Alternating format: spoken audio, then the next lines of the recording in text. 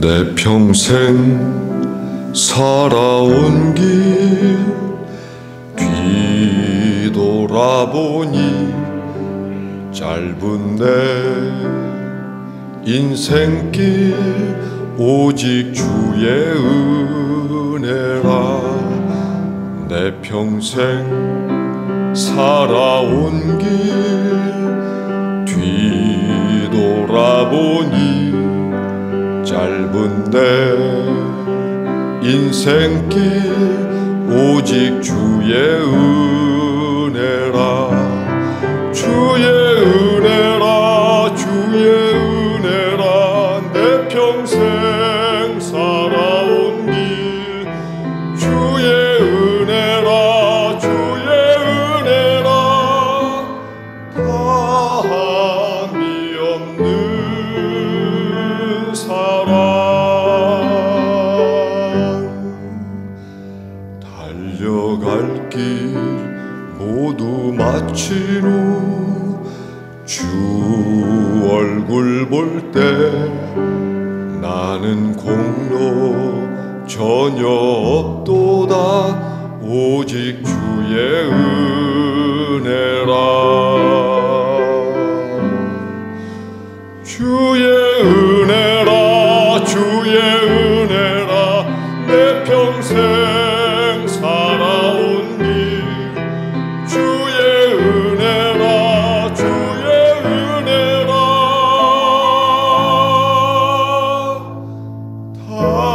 다함이 없는 사랑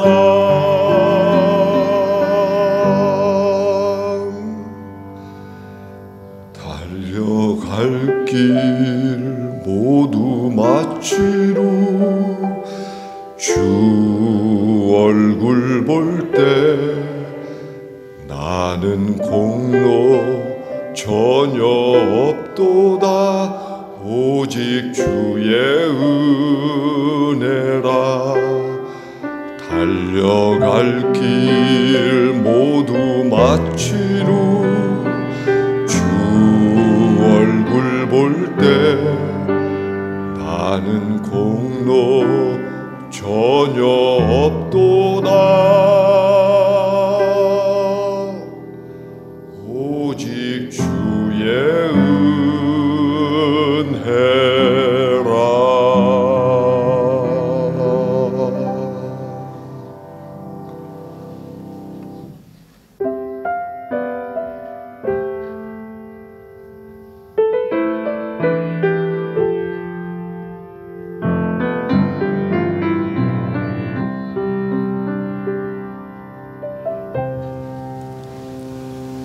하늘을 볼 겨를도 없이 정신없이 세상을 살다가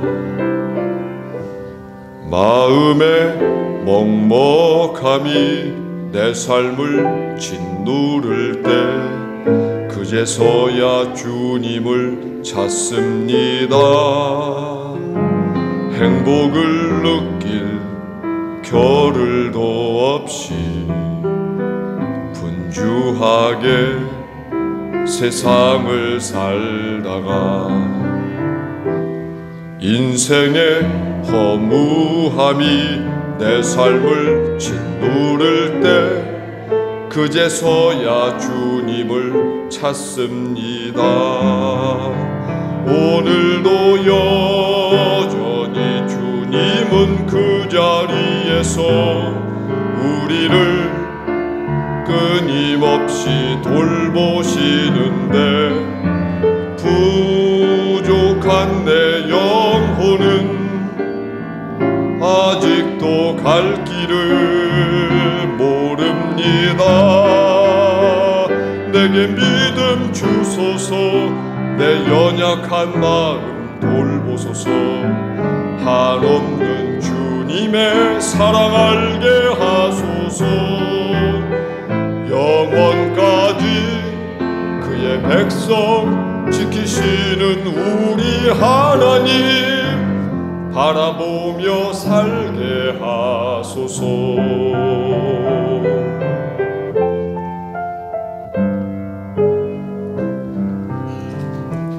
하늘을 볼 겨를도 없이 정신없이 세상을 살다가 마음의 먹먹함이 내 삶을 짓누를 때 그제서야 주님을 찾습니다. 행복을 느낄 겨를도 없이 분주하게 세상을 살다가 인생의 허무함이 내 삶을 짓누를 때 그제서야 주님을 찾습니다. 언제나 사랑의 주님은 그 자리에서 끝까지 놓지 않고 붙드시는데 부족한 내 마음은 아직 돌아올 줄 모릅니다. 내게 믿음 주소서. 내 연약한 마음 돌보소서. 한없는 주님의 사랑 알게 하소서. 영원까지 그의 백성 지키시는 우리 하나님 바라보며 살게 하소서. 하늘 보며 살게 하소서.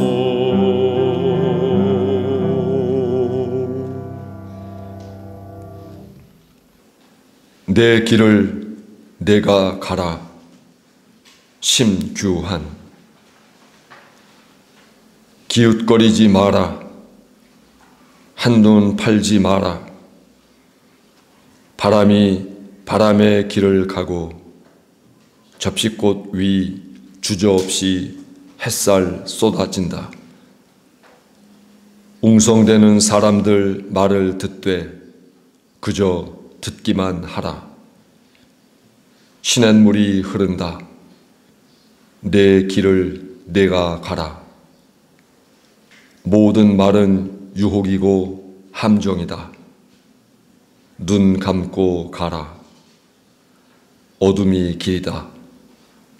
후회 말고 부러워 마라. 비 오고 천둥 쳐도 뛰지 마라. 어두울 땐 반짝이는 별을 봐라. 간 것이 없고 올 것도 없다. 사는 게 죽는 것이고 죽는 게 사는 것이다. 내 길을 내가 가라. 죽도록 가라. 어떤 동물들이 잘 번식하려면 그만한 마리수가 있어서 다양한 유전자가 존재해야만 멸종하지 않고 건강하게 번식할 수 있습니다. 너무 비슷한 것들끼리만 교배하면 결국 유전적인 결핍이 일어나서 종국에는 그 종은 멸종하고 맙니다. 세상에는 다양한 삶이 있어야 하고 다양한 인간들이 있어야 하고 다양한 생명들이 있어야 세상은 건강할 수 있습니다. 우리 인생도 그렇습니다. 나는 나만의 길이 있어야 하고 나만의 인생이 있어야 합니다. 누군가 훌륭한 삶을 산다 해도 그 훌륭한 삶이 내 삶이 될 수 없습니다. 그 사람을 아무리 따라해봤자 그 사람만큼 잘할 수가 없습니다. 나는 내 길을 가는 것입니다. 요즘 아이들의 언어가, 말이, 대화가 몇 가지 안 되는 단어로 다 채워지고 있습니다. 맛있는 것도 대박, 좋은 일이 생겨날 때도 대박, 멋진 옷을 입었어도 대박, 어떤 영화가 재밌어도 대박, 모든 말들이 대박 하나로 끝나버리게 되는데, 물론 편하죠. 미국 사람들이 모든 일에 대해서 오케이 하나로 다 하는 것처럼. 그러나 우리말에 숨어있는 정말 아름다운 언어들, 멋있는 언어들, 이런 것들이 대박이라고 하는 함정 가운데 다 빠지게 돼서 결국 미래에는 어떤 자기 마음을 미세하게 표현하려고 할 때 그 단어가 생각나지 않고 표현력도 부족해져서 우리 말도 역시 점점점 그 폭이 좁아지는 서투른 언어가 될 수밖에 없는 거죠. 말에도 다양한 언어가 있어야 되는 것처럼 우리 인생에도 다양한 삶이 있어야 합니다.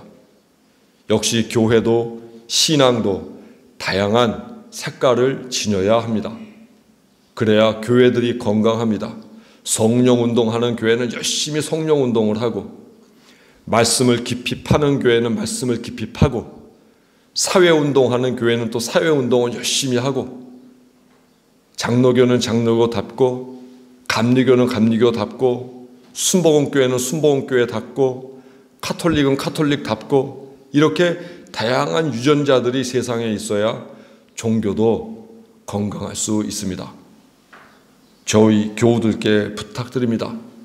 남들의 인생 좋아 보여도 그거 부러워하지 마시고, 그 사람은 그렇게 잘 살고 있구나 인정해 주시고, 나는 내 인생을 살아간다는 마음으로 나의 길을 닦아 가십시오. 내 길은 내가 가야지 그 인생이 힘이 있고 아름답고 멋있는 것입니다. 부디 오늘 예배를 통해서 우리 교우들만의 인생길을 찾고 그 인생길에서 나만의 삶을 찾을 수 있는, 되돌아볼 수 있는 오늘 예배가 되기를 간절히 바랍니다.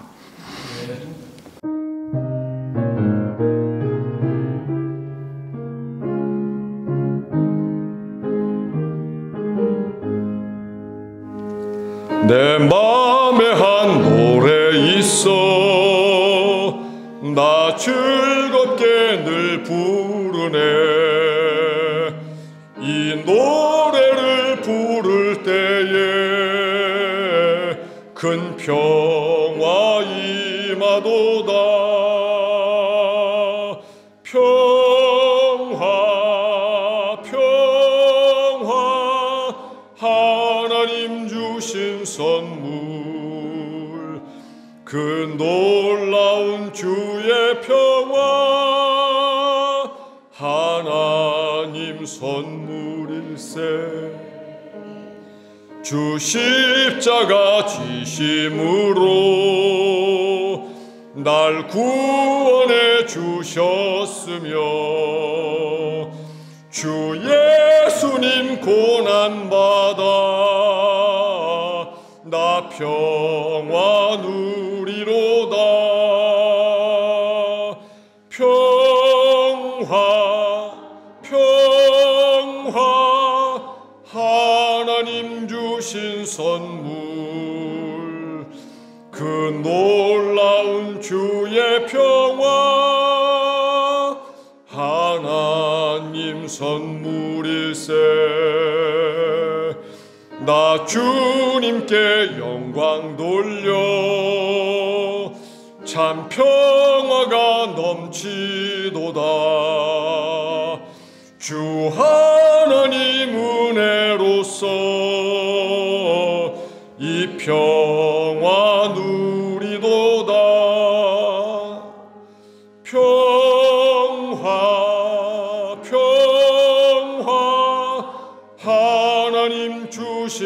선물 그 놀라운 주의 평화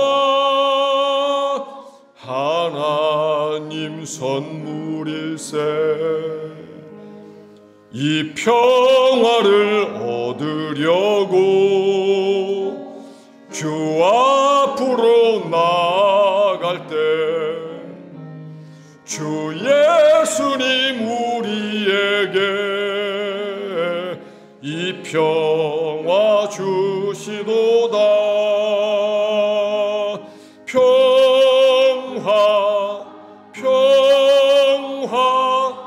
하나님 주신 선물 그 놀라운 주의 평화 하나님 선물일세.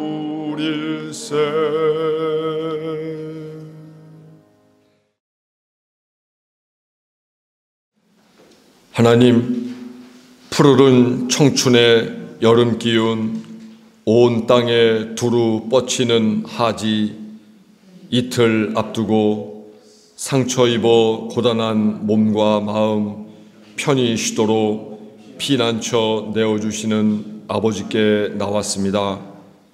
크고 작은 잠자리들, 곳곳에서 극성인 모기들 잡아먹으며 포식하고 하루살이들 하루 이틀이라는 짧은 시간 생존하지만 후회 없는 삶 위해 최선 다해 살아갑니다. 아까시 꽃으로 물들었던 곳에 밤나무꽃, 개운나무꽃 자리하고 비온 뒤 부쩍 자란 칡순 어디로 뻗을까 고민하며 새순머리 조아립니다. 가뭄으로 슬픔에 빠져 웅크렸던 호박과 오이, 빗물 충분히 마신 후 원기 회복하여 하루가 다르게 커가며 열매도 주렁주렁 키워갑니다. 지난해 받아두었던 토란 알뿌리 슬며시 새순 내더니 이젠 손바닥보다 더 커진 잎으로 햇빛 받아 모으고 있습니다. 이국의 맛과 향 전해주는 고수, 여릿여릿한 줄기에 하얀 꽃 매달고 먼저 핀 천인국 꽃에 뒤이어 사촌 원추 천인국도 주먹만한 연분홍꽃 피웠습니다. 청밀의 동굴, 사람들의 접근 싫어하는지 만지기 두려울 만큼 날카로운 가시로 무장하고 사슴뿔 닮은 노각나무 가지에는 5잎 하얀 갈래꽃들 피고 짐 반복하고 있습니다. 바위 틈에 위태롭게 자리 잡은 바위취, 위로는 3장, 아래로는 2장으로 구성된 작은 꽃으로 커다란 존재감 드러내고 들판에서 넓게 퍼져 사는 갈퀴나물, 보랏꽃 달아매어 벌들 초청하고 있습니다. 하나님, 매일매일 새로운 삶 열어주신 것 참 고맙습니다. 반복되는 일상 지루해하지 않고 감사하는 마음으로 늘 신선한 시선으로 새롭게 보게 하소서. 구하라, 찾으라, 두드리라 권면하신 예수 그리스도의 이름으로 기도합니다. 아멘.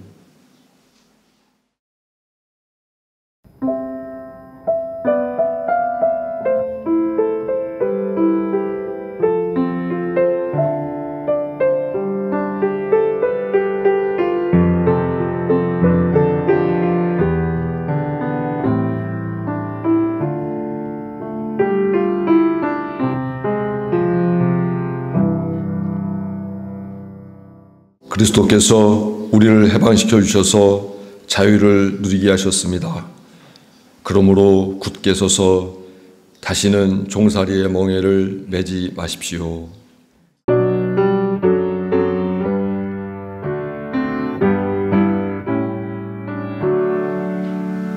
거룩 거룩 거룩 전능하신 주님, 이른 아침 우리 주를 찬송합니다.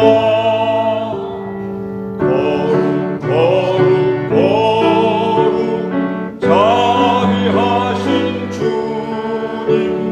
성삼위일체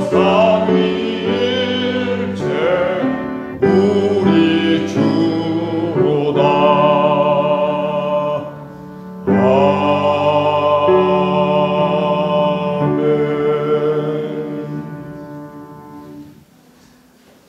오늘 하나님 주신 성경 말씀 로마서 12장 3절부터 8절에 있는 말씀입니다. 내게 주신 은혜로 말미암아 너희 각 사람에게 말하노니 마땅히 생각할 그 이상의 생각을 품지 말고 오직 하나님께서 각 사람에게 나누어 주신 믿음의 분량대로 지혜롭게 생각하라. 우리가 한 몸에 많은 지체를 가졌으나 모든 지체가 같은 기능을 가진 것이 아니니 이와 같이 우리 많은 사람이 그리스도 안에서 한 몸이 되어 서로 지체가 되었느니라. 우리에게 주신 은혜대로 받은 은사가 각각 다르니 혹 예언이면 믿음의 분수대로, 혹 섬기는 일이면 섬기는 일로, 혹 가르치는 자면 가르치는 일로, 혹 위로하는 자면 위로하는 일로, 구제하는 자는 성실함으로, 다스리는 자는 부지런함으로, 긍휼을 베푸는 자는 즐거움으로 할 것이니라. 아멘. 우리 서두에 시에서도 보았듯이 요즘 교회들이 또 요즘 시대가 너무 획일화되고 있습니다. 더군다나 스마트폰이 전 국민에게 보급되다시피 하다 보니까 뭔가를 모르면 스마트폰을 눌러서 거기에서 찾게 되는데 그 정보는 누구나 다 찾을 수 있고 누구나 같이 보는 것이기 때문에 지식도 깊이도 전부 통일되고 있는 모습을 볼 수가 있습니다. 그래서 이 사람이 어떤 것에 대해서 이 사람이 하는 말과 이 사람이 하는 말이 똑같다 그 말이죠. 또 예전에는 다양한 신문들을 보아서 어떤 사건에 대한 입장이 그 신문의 각각의 견해들을 반영해서 국민들 가운데 여러 가지 생각들과 주장들이 있었는데 스마트폰으로 뉴스를 보다 보니까 스마트폰에서 보여주는 뉴스 내용만을 어떤 사건을 보는 기준으로 삼기 때문에 저마다 하는 소리들이 똑같다 그 말이죠. 그러나 이것은 시대의 위기를 가져오게 됩니다. 또한 교회도 그렇죠. 물론 우리 교회도 유튜브에 교회에 오시지 못하는 분을 위해서 띄우고 있습니다만 교회도 역시 유튜브라고 하는 걸 통해서 예배를 생중계하다 보니까 교회를 다니지 않는 사람도 교회에 다니는 사람도 몇몇 큰 교회의 예배에 들어가게 되고 그것을 관람하면서 신앙생활을 대체하는 경우를 많이 보게 되죠. 그러다 보니까 교회는 지역교회여야 되는데 교회가 지역을 뛰어넘어서 모든 사람들을 마치 신앙적으로 지배하듯이 다스리듯이 그렇게 통제하는 사회가 되어버리다 보니 신앙도 역시 획일화되고 있다. 그래서 교회들이 또 그것을 많이 모이는 교회, 또 조회수가 많은 교회의 특징들을 배우고 그것을 따라하다 보니 이 교회를 가도 이 교회의 특성이 없고 저 교회를 가도 이 교회와 비슷한 그런 느낌들을 많이 받게 되는 거죠. 또 요즘에 창피합니다만 목회자들이 설교 표절에 대한 문제들이 많이 나타나고 있어요. 어떤 유명한 목사님이 설교한 것을 받아서 그것을 자기 설교처럼 해내고 있는 이들도 많이 있고 그것이 교인들에게 발각되어 교인들과 문제가 되는 경우도 많이 있어요. 왜 그럴까? 그렇게 표절을 하는 목회자도 물론 잘못된 거지만 그런 것들을 원하는 교인들, 그분들의 그러한 요구가 있기에 목회자는 또 잘못되게 표절을 하게 되고 서로 간에 뭔가 잘못되고 있다 그 말이죠. 나만의 신앙의 길을 찾으려 하지 않고 이 시대 대부분의 교회들이 가려고 하는 그것을 온 교회가 따라가려 하다 보니 이런 병폐가 나타나게 되었다는 겁니다. 교회의 모습도 그렇죠. 어느 교회에 가나 요즘은 건축을 새로 하면 이 교회가 그 교회 같고 이 교회가 그 교회 같고 똑같아지는 거예요. 왜냐하면 건축업자가 똑같으니까, 설계자가 똑같으니까. 뭔가 이 교회는 이 교회만의 어떤 독창적인 인테리어가 있고 교회의 장식이 있어야 되는데 업자가 하다 보니 모든 교회가 마치 체인점처럼 획일화되고 있다는 겁니다. 그래서 오늘 우리는 로마서 12장 3절로 8절 말씀을 통해서 그러면 하나님이 교회에게 원하시는 바는 무엇냐? 하나님은 어떤 교회의 모습을 원하시냐에 대해서 우리가 근본적으로 함께 살펴보고자 합니다. 우리가 로마서 그러면 다양한 교리들을 가르쳐주는 교리의 집약처럼 그렇게 이제껏 여겨왔지만 사실은 이 바울이 쓴 로마서는 갈등과 분열을 겪고 있는 로마 교회에 보내는 바울의 목회 서신입니다. 당시 로마 교회는 분열과 분쟁을 겪고 있었죠. 로마 교회가 설립된 건 바울에 의해서가 아닙니다. 데살로니가 교회 또는 빌립보 교회, 이런 교회들은 전부 바울이 직접 선교를 통해서 세웠는데 로마 교회는 바울이 직접 세우지 않았어요. 로마 교회는 디아스포라 유대인들, 즉 팔레스타인에서 살지 못하는 유대인들이 로마 제국에 가서 살게 되고 그 사람들이 거기에서 신앙생활을 하면서 가정교회를 모이게 되고 그것을 필두로 해서 이방인들도 교회 안에 들어오게 돼서 만들어진 교회가 바로 로마 교회였어요. 자연 발생적인 교회였다는 거죠. 그래서 이 로마 교회 안에는 유대인들도 있었지만 이방인들도 있었기 때문에 민족적으로 여러 가지 문화나 그런 차이를 겪으며 살아갈 수밖에 없었던 겁니다. 우리는 이방인이라고 통칭하지만 그 이방인이라고 하는 범주 내에도 다양한 민족들이 그 안에 내포되어 있음을 볼 수가 있어요. 유대인 외에는 다른 민족들은 전부 이방인이기 때문에 따라서 로마 교회는 다양한 민족적인 구성을 가지고 신앙생활했던 곳임을 알 수 있습니다. 이렇게 민족적인 차이는 또 그들이 갖고 있는 신앙상의 차이로도 볼 수가 있어요. 유대인들은 유대교적인 습속을 버리지 못하고 있었어요.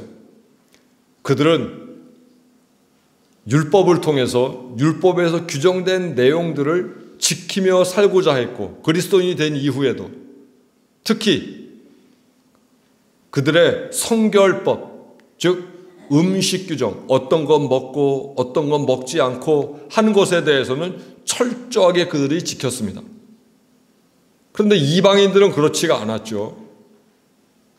이방인들은 자신들이 살아온 문화적 특성을 가지고 교회 안으로 들어왔어요.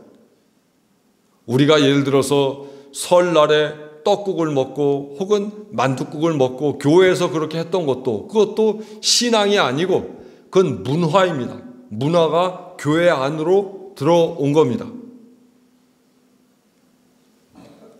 또 초겨울이 되면은 교인들이 모여서 김장을 하는 것도 신앙이 아니고 그것은 문화입니다. 문화가 이 교회 안에 들어와서 신앙과 융합이 되는 거죠. 이 로마 교회도 그랬어요. 유대인들은 유대인의 문화를 가지고 로마 교회에서 살려고 했고, 이방인들은 이방인들의 문화를 가지고 교회 안에 들어와 살려고 했어요. 로마 교회에 보면은 그 문화의 차이가 독특하게 드러나는, 두드러지게 드러나는 두 개의 특징이 있는데, 하나는 고기를 먹어야 되느냐 마느냐. 유대인들은 고기를 먹지 말아야 된다는 주의였어요.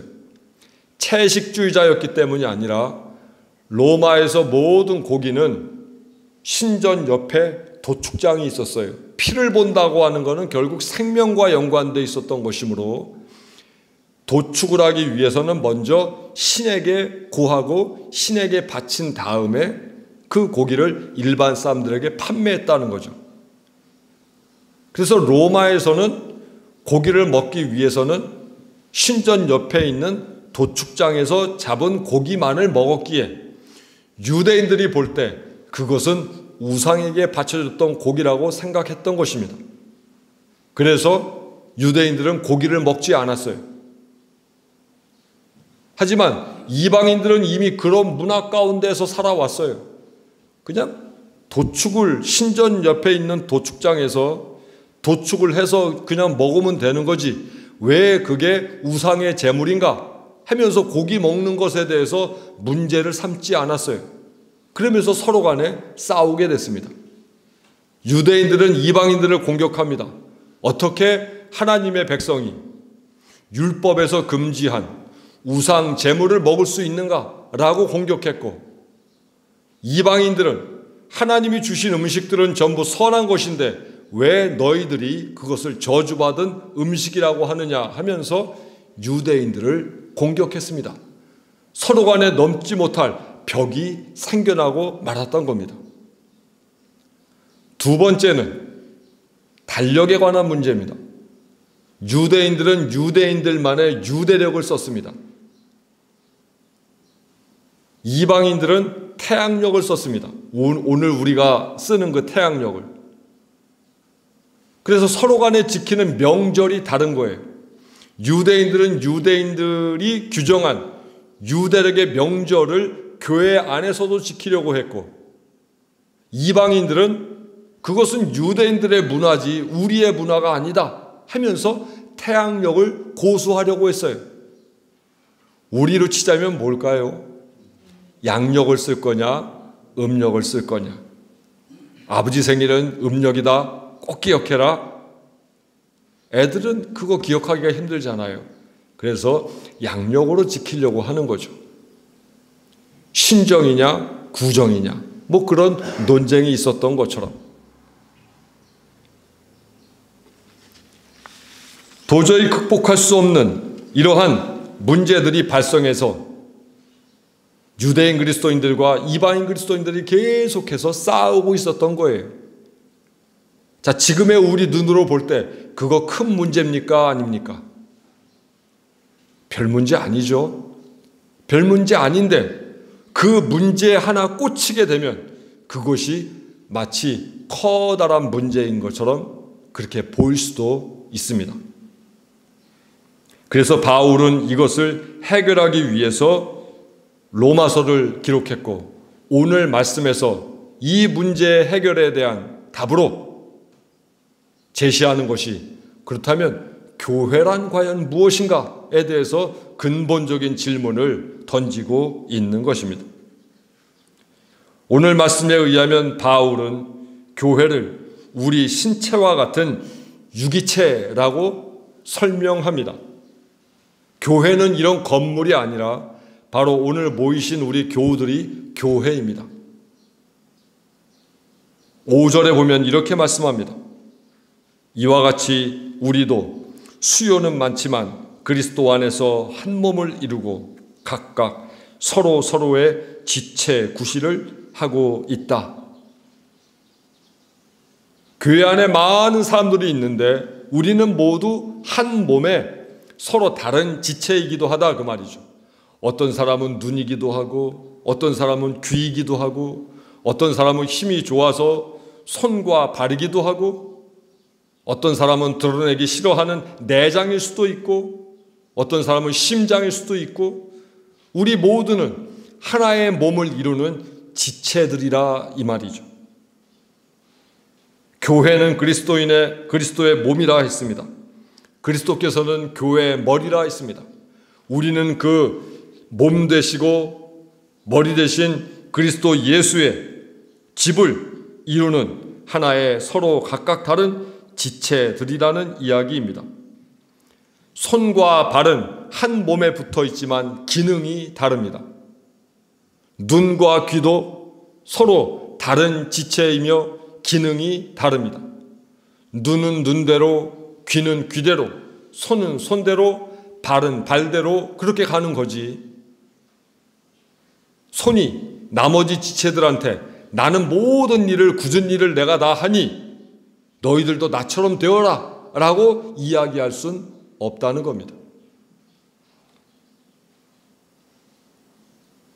모든 지체들이 다르지만 각각의 역할을 수행함으로 해서 한 몸을 이루는 것처럼 서로 다른 민족, 서로 다른 색깔의 신앙을 가진 사람들이 함께 모여서 다양한 은사와 다양한 기능을 가지고 역할하는 곳이 바로 이 교회라고 하는 곳입니다. 그러므로 어떤 사람이 자기가 옳다고 주장하기 위해서 전부 자기 색깔만 가지고 남들을 지배하려고 하고 너도 나대로 신앙생활 하라고 강요하는 것은 결코 하나님의 교회에서는 어울리지 않는 모습입니다. 그래서 바울은 3절에서 이렇게 이야기합니다. 하나님께서 각 사람에게 나누어 주신 믿음의 분량대로, 믿음의 분량, 그 분량이 있다는 거예요. 저마다 믿음의 분량이 있어요. 교회에서 어떤 기준을 정해놓고 모든 교인들이 그 수준까지 올라오게끔 다그치고 교육하고 훈련시키고 하는 것이 올바른 것 같지만 그러나 그것은 따라가지 못하는 사람에게는 하나의 폭력일 수 있습니다. 교회에서 요구하는 수준의 신앙생활을 하지 못하게 되면 죄책감을 가질 수 있다는 거예요. 반대로 그 이상을 하는 사람은 교만해질 수 있다는 거예요. 그래서 하나님께서는 우리에게 각 사람의 재능과 역할과 몫에 맞는 그런 믿음의 분량을 주었다는 겁니다. 어떤 사람은 금식을 일주일씩 하고도 너끈히 생활하고 기도하는 사람이 있는가 하면 어떤 사람은 한 끼를 참기도 어려운 사람이 있어요. 그러면 일주일 금식하는 사람은 믿음이 좋은 거고 한 끼도 못 참는 사람은 믿음이 연약한 것인가? 어떤 사람은 기도할 때 꼭 무릎을 꿇고 기도하는 사람이 있고 어떤 사람은 관절의 특성상 무릎을 꿇지 못하는 사람이 있어요. 어떤 사람은 크게 기도할 줄 알고 어떤 사람은 성대가 약하여 크게 기도하지 못한 사람도 있어요. 그러나 우리의 기준을 딱 정해놓고 통성기도, 외침기도, 큰소리 기도 그것만이 온전한 기도법이라고 가르치게 되면 믿음의 분량대로 하나님이 우리에게 은사를 주신 거에 대한 부정이 될 수도 있다 그 말입니다. 믿음이 약한 사람은 약한 대로 우리 인정해 줄 수 있어야 합니다.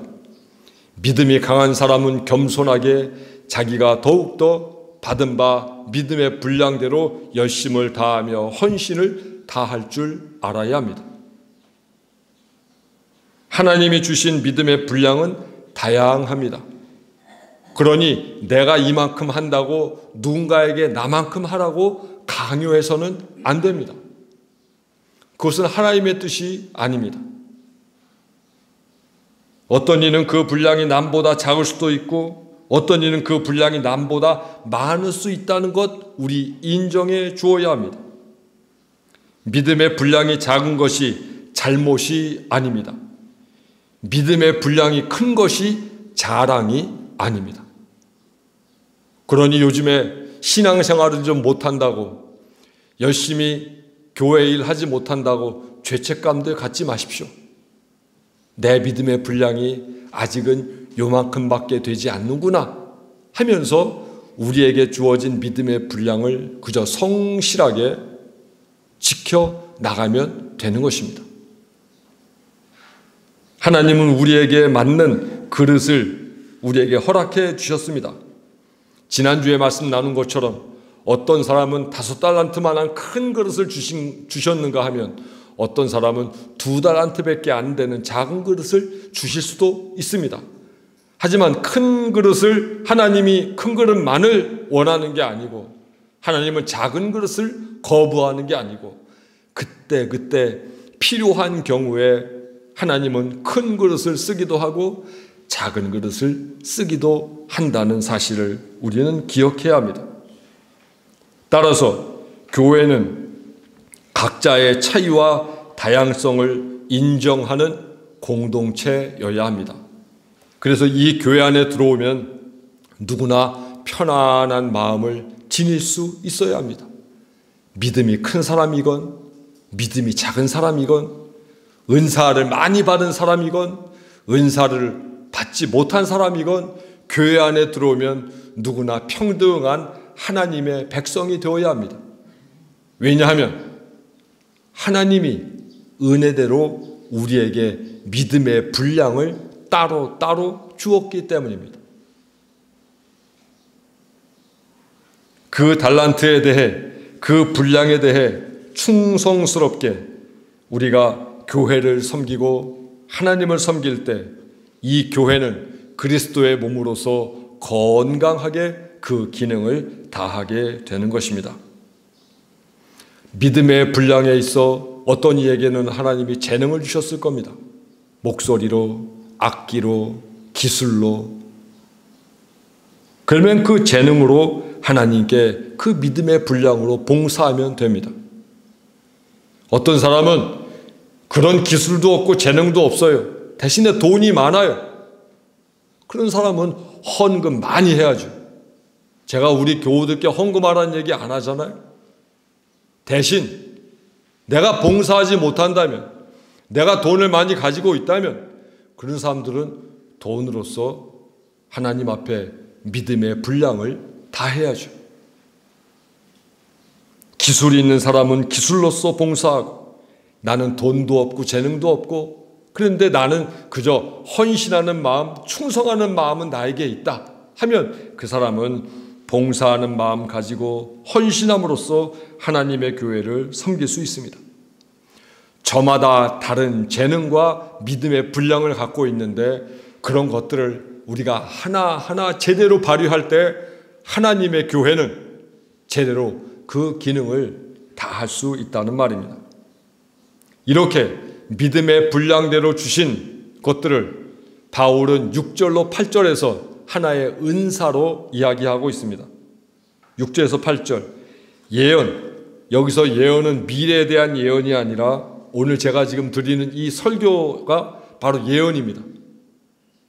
하나님의 말씀을 전하는 것, 그것은 믿음의 정도에 맞게 섬기는 사람은 섬기는 일, 가르치는 사람은 가르치는 일, 여기서 위로하는 사람은 권하는 사람, 권면하는 사람 그렇게 되어 있죠.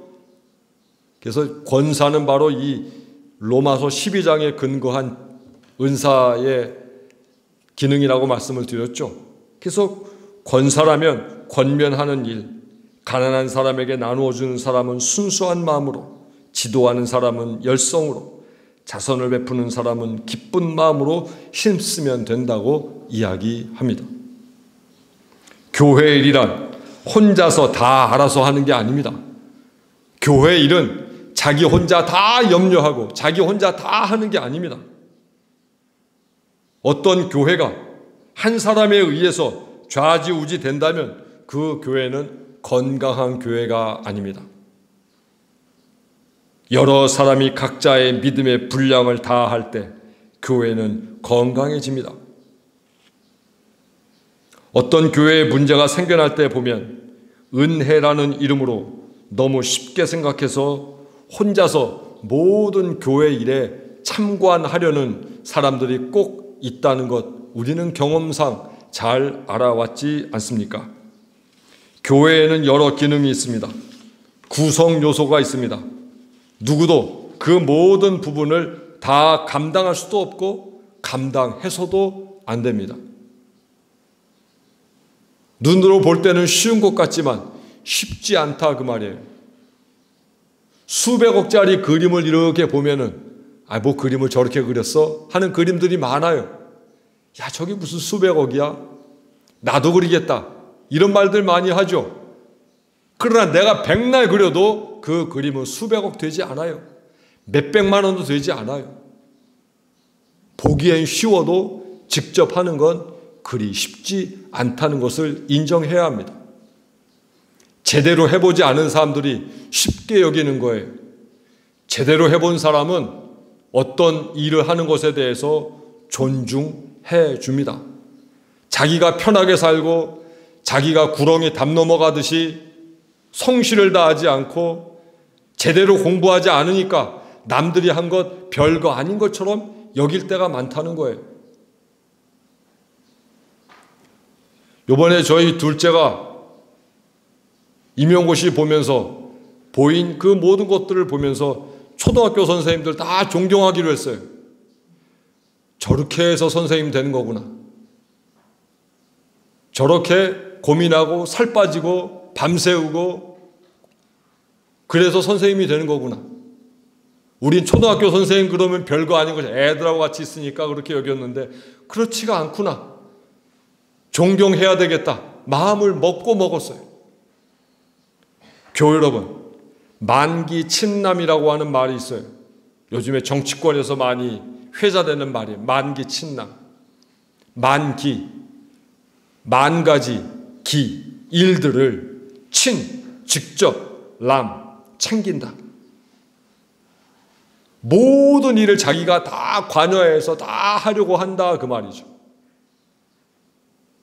이 말은 고대 시대의 왕과 연관된 말이기도 하지만 오늘날 현대적으로 그 개념을 설명해 보면 자기의 분수, 자기의 능력, 자기의 한계를 정하지 않고 모든 일에 다 사사건건 관여하려고 하는 그러한 경향, 이것을 만기친남이라고 할 수 있습니다. 교회를 사랑한다는 마음으로, 교회를 책임진다는 이유로 우리가 만기친남해서는 안 됩니다. 사사건건 다 관여하려고 해서는 안 됩니다. 반대로 교회를 사랑할수록 교회에 대해서 책임의식을 지니고 있을수록 자기의 분수를 알고 다만 믿음의 분량대로 섬기기 위하여 겸손하게 신앙생활해야 합니다. 나에게 맡겨진 것만 열심히 하면 됩니다. 혹 옆에서 다른 역할을 하는 분이 좀 도와주세요 라고 할 때 가서 도와드리면 됩니다. 다양한 배경과 다양한 재능을 지닌 사람들이 각자의 몫을 제대로 발휘할 때 교회는 건강해지고 하나님의 뜻은 제대로 구현될 수 있습니다. 이것이 바로 교회가 지닌 다양성입니다. 이것을 우리는 다양성의 공동체라고 말하기도 합니다. 이런 다양성이 살아있는 교회가 건강한 교회고, 그런 다양성이 살아있어야 어느 누가 와도 이 교회 안에 쉽게 정착할 수 있습니다. 다양성이 없는 교회는 어떤 새로운 교인이 와서 이 교회 안에 정착하기가 힘들어요. 왜? 자기들만의 색깔로 똘똘 뭉쳐서 남이 그 틈으로 비집고 들어가기가 어렵기 때문입니다. 교회는 다양한 사람들의 모습이 그대로 살아 움직여야 합니다. 그래서 원천교회는 다양성의 공동체가 되어야 합니다. 그러면 이 다양성만이 살아있으면 되는 건가? 이것과 더불어서 우리가 지향해야 되는 것은 바로 통일성입니다. 즉, 다양성은 하나의 목표를 지향해 나가야 된다고 하는 거죠. 그래서 마음대로 신앙생활하고 마음대로 원칙 없이 아무렇게나 해도 된다는 말이 아닙니다. 우리의 다양성은 뭔가 하나의 지향점을 향하여 가는 것이어야 합니다. 이것이 통일성입니다. 5절 말씀, 우리도 여럿이지만 그리스도 안에서 한 몸을 이루고 각 사람은 서로 지체입니다. 우리의 통일성은 어디에서 이루어진다는 말입니까? 그리스도 예수 안에서 이루어진다는 이야기입니다. 우리가 각자의 모습과 믿음의 분량을 가지고 살아가는 모든 것들의 지향점은 바로 그리스도 예수 안에 있어야 된다고 하는 겁니다. 따라서 교회의 통일성은 그리스도 안에서 한 몸을 이루는 것이어야 합니다. 어떤 재능을 발휘하건 어떤 역할을 하건 모든 신앙생활의 목표는 그리스도 안에서 한 몸을 이루는 것이어야 합니다. 어떤 경우라 해도 그것이 그리스도 안에서 한 몸을 이루는 것이라면 우리는 용납하고 인정해 주어야 합니다.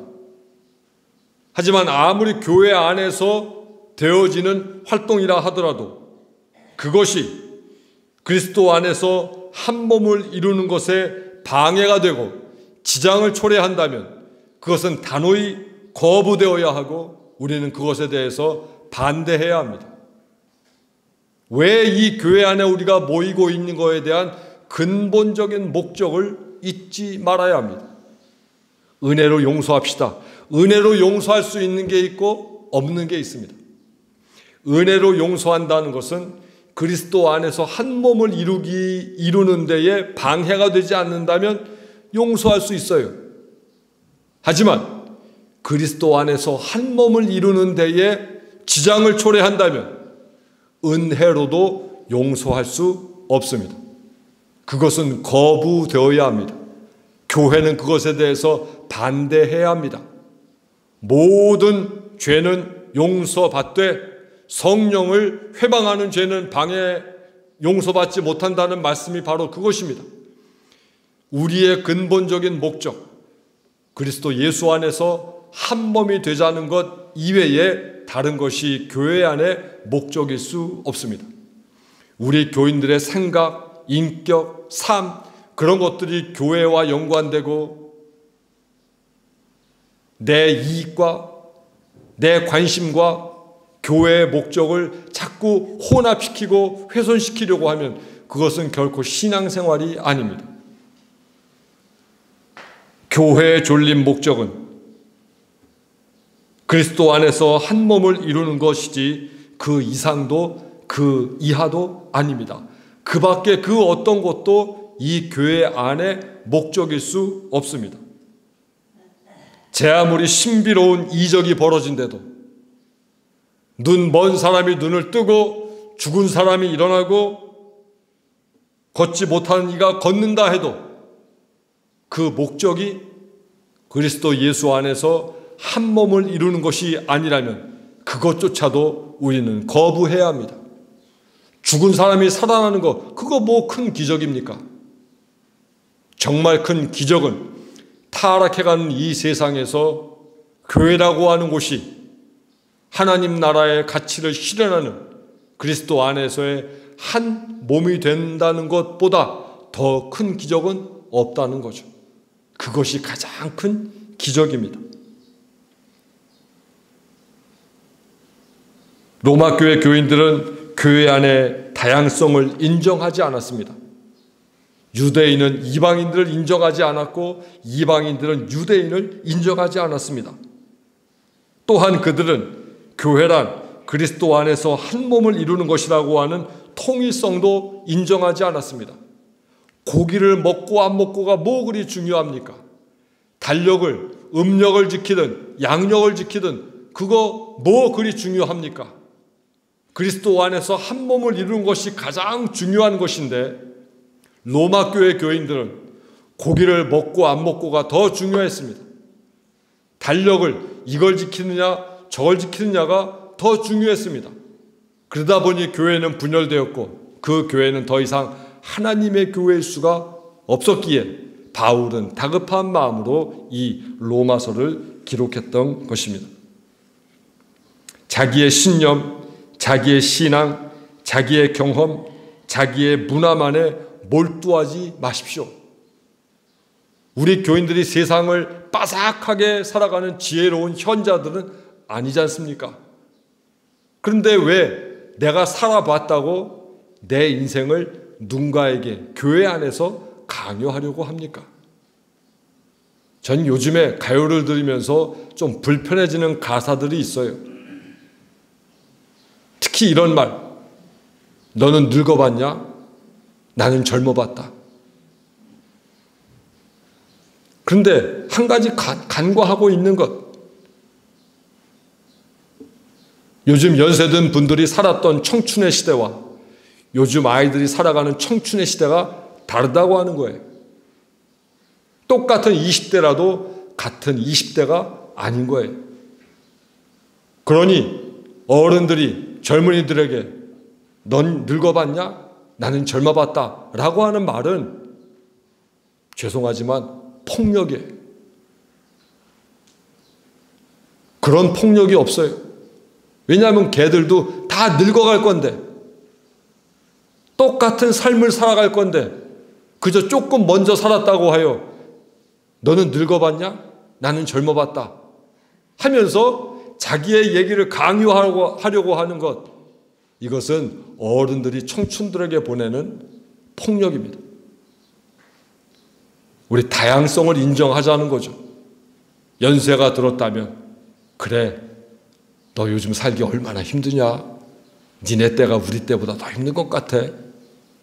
젊은 사람들에게 그 말 해주는 게 어른답지 않을까요? 아빠는 그래도 열심히 일하기만 하면 먹고 살 수 있었는데 야, 너는 직장조차 구하기 어렵구나. 힘들겠다. 고생이 많구나. 하고 위로의 말을 전할 때 우리는 진정한 어른이 될 수 있지 않겠냐 그 말이죠. 그것이 다양성입니다.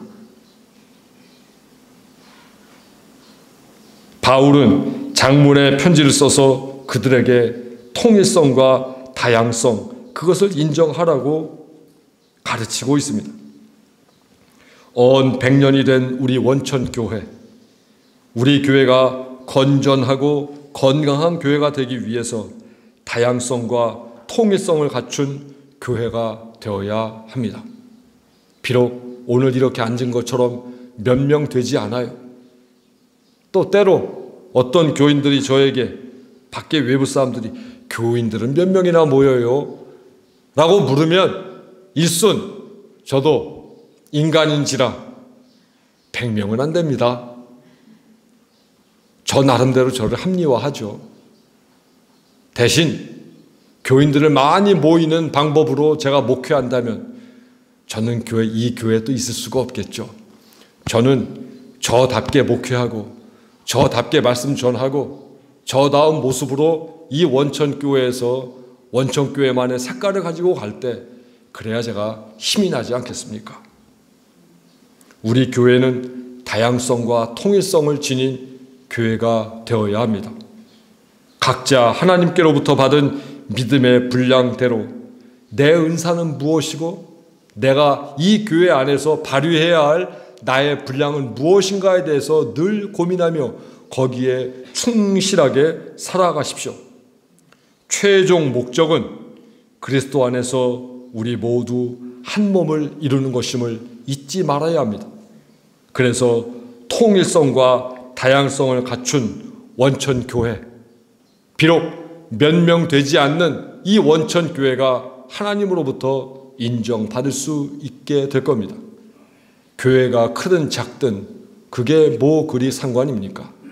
정말 하나님 앞에 얼마나 똑바로 서 있는가가 우리에게 문제가 되지 않겠습니까?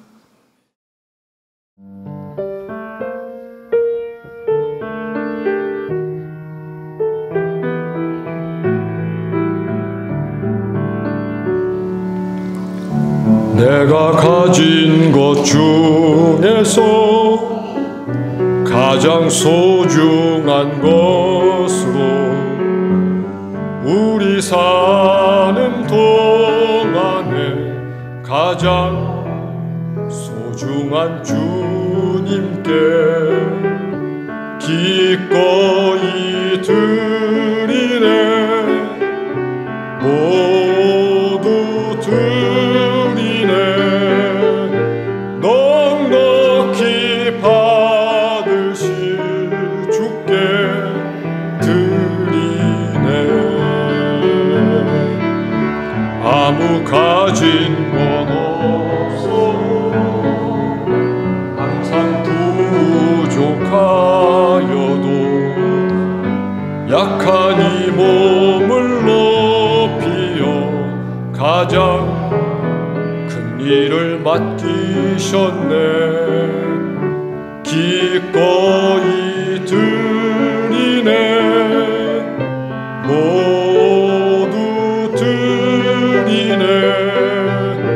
넉넉히 받으실 주께 드리네.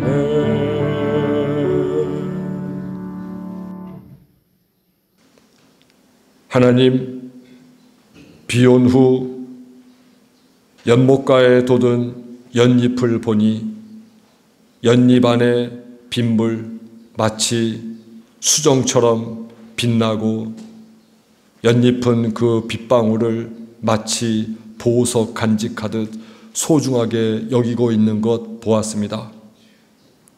우리의 삶도 마치 빗방울처럼 별 가치 없어 보이지만 그 빗방울 하나하나가 우리에게 소중한 삶의 보석인 것을 기억하면서 저희도 연잎이 빗방울 보석처럼 받들듯 저희의 삶을, 저희의 일상을 보석처럼 소중히 여기며 살아가게 하옵소서.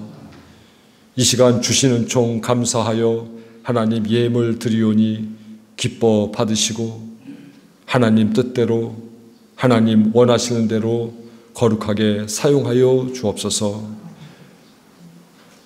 이 예물로 인하여 원천교회가 하나님의 거룩한 뜻을 더욱 실현하는 교회가 되게 하시고 하나님의 사랑이 곳곳에 전달되는 역사가 나타나도록 인도하옵소서.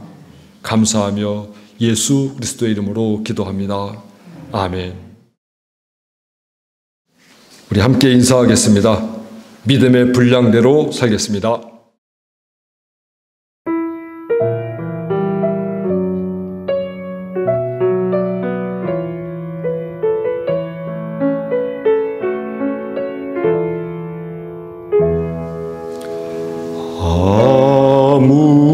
아무것도 두려워 말라. 주 나의 하나님이 지켜주시네. 놀라지 마라. 겁내지 마라. 주님 나를 지켜주시네. 아무것도 두려워 말라. 주 나의 하나님이 지켜주시네. 놀라지 마라. 겁내지 마라. 주님 나를 지켜주시네. 내 맘이 힘에 겨워 지칠지라도 주님 나를 지켜주시네. 세상의 험한 풍파 몰아칠 때도 주님 나를 지켜주시네.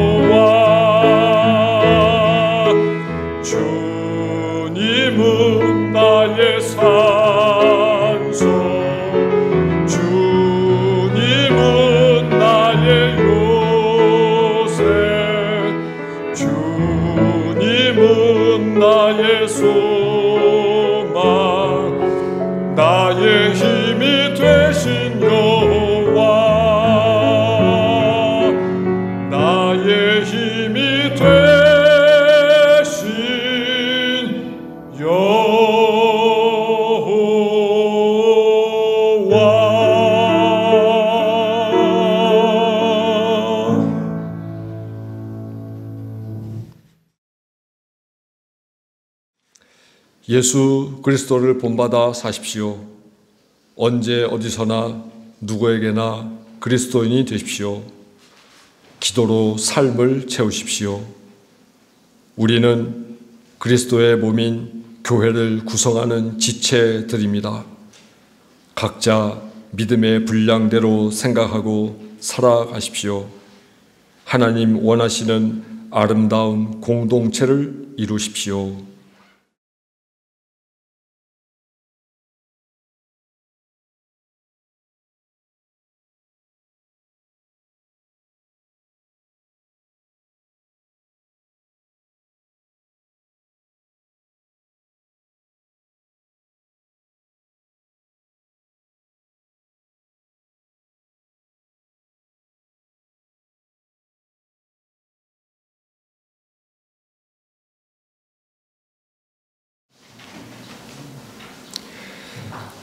가뭄이 있고 낮은 기온 때문에 호박이 잘 크지 않아 걱정스럽고 염려스러웠는데 때마다 비를 내려주시고 기온도 오르게 하시어 최 권사님 호박장에서 첫 호박이 수확될 수 있게 도와주신 것 감사합니다. 온 교우들의 농사도 그렇게 주께서 풍성케 하옵소서. 심고 물 주고 양분 주는 것은 사람이지만 겸손히 모든 것 열매 맺게 하고 거두게 하시는 이 하나님이심을 잊지 않게 하옵소서. 지금은 우리 주 예수 그리스도의 은혜와 하나님의 극진하신 사랑과 성령의 교통하심이 말씀을 듣고 믿음의 분량대로 믿음직스럽게 성실하게 하나님의 교회를 이루고자 하는 원천교회 모든 식구들 머리 위에 지금부터 영원토록 함께 하시옵길 간절히 축원하옵나이다. 아멘.